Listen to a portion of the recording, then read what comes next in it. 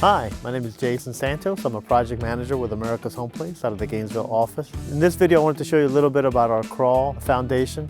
It is a block foundation. Typically, we offer about 4 courses of block with every home, and that might need to change depending on your elevation, depending on the slope of your land. The reason this home, which is an Ashley A floor plan, needed a crawl foundation, as you notice, it isn't quite super flat. We rarely come into a lot that's super flat.